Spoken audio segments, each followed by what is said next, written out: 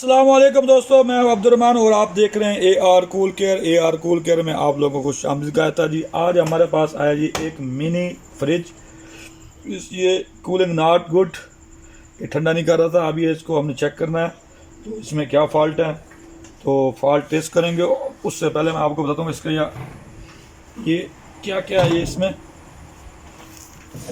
ये है जी 220, ये इसका कूलिंग फैन है। थर्मोस्टेट ये कंट्रोल कर रहा है मुकम्मल।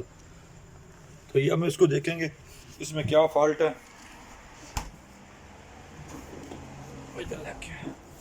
जी इसका हम देखेंगे अभी कंप्रेसर कौन सा जी कंप्रेसर है जी, इसका R600 गैस है जी इसकी। तो ये कंप्रेसर जी इसका, ये इसकी चार्जिंग लाइन, फिल्टर, कंडेंसर बाहर है। ये अभी हम इसको चला के चेक करते हैं इसमें क्या फॉल्ट है जिसकी वजह से ये कूलिंग नहीं कर रहा। तो अभी जी हम इसको चेक करने लगे हैं। एम्पेयर मीटर लगाया आपने लाइन पे।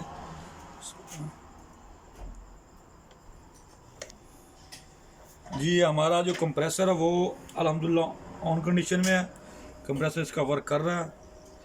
लेकिन ये जो एम्पेयर है वो बहुत ही कम, 0.5 एम्पेयर ले रहा है। ये 0.5 एम्पेयर, यानी अगर ये फुली चार्ज हो तो इसने लेने हैं तकरीबन 1 एम्पेयर। तो मतलब इसका जो है गैस का प्रॉब्लम है, गैस कहीं से इसके लीकेज है। वो हमको ट्रेस करेंगे पहले गैस कहाँ से लीकेज होगी इसकी। उसके लिए क्या करेंगे हम, उसके लिए करेंगे हम इसमें करेंगे प्रेशर देने के बाद पता चलेगा हमें कहाँ से ये लीकेज है। तो ये देंगे हम इसको प्रेशर। अभी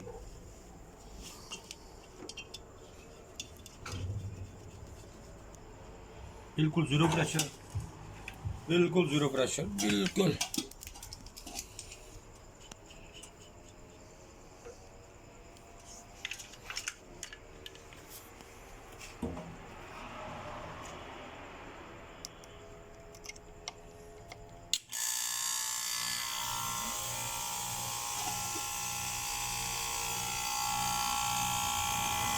ये मैक्सिमम जो हम इसमें तकरीबन 250 प्रेशर करेंगे इसके अंदर, 250 हो जाएगा तकरीबन इसके अंदर प्रेशर।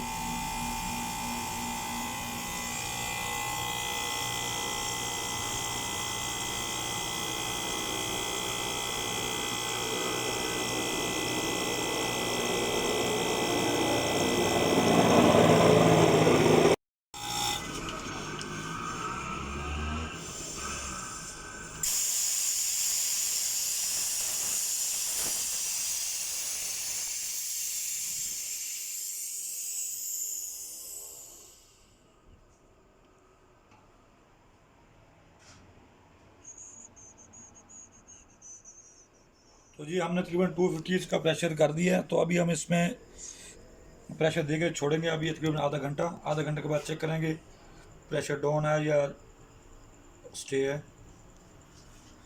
जी दोस्तों, प्रेशर देने के बाद हमें पता चला है जी ये फॉल्ट है इसका वाल, ये वाल लीकेज है, यहाँ पे लीकेज थी। तो अभी ये हम इसको चेंज करेंगे, वाल नया लगाएंगे और इसमें गैस चार्ज करेंगे। तो जी हमने इसका वाल चेंज कर दिया अभी। तो ये R600 में वाल लगाने का मकसद भाई ये है कि ये आग को बहुत ज़्यादा पकड़ लेती है, बहुत जल्दी पकड़ लेती है आग को। तो कुछ इसलिए हम इसको पंच नहीं कर सकते। तो हम इसको बेहतरीन तरीका ये है कि इसका वाल लगाएं ताकि ये आग पकड़ने का जो ख़तरा है वो ख़त्म हो जाए। तो ये हमने वाल लगा दिया। अब हम इसको करेंगे वैक्यूम। तो हम करेंगे अब जी इसको वैक्यूम करने के बाद जी इसमें चार्ज करेंगे R600। तो ये अभी हो जाएगा हमारा वैक्यूम इंशाल्लाह।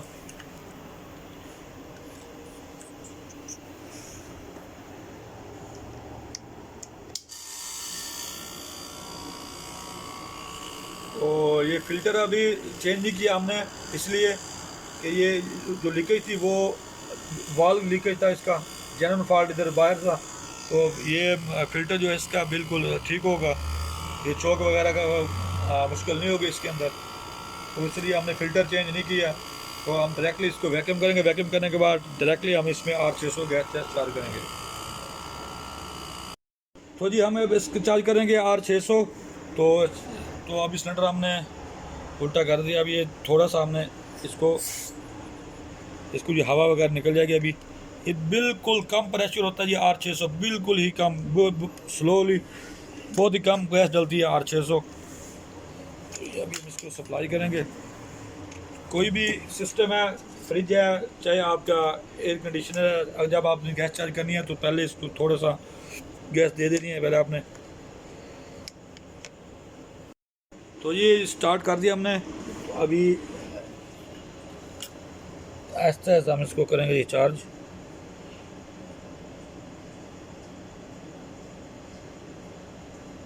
ہم نے یہ چارج کر دی ہے. کمپریسر ہمارا ورکنگ میں ہے انشاءاللہ.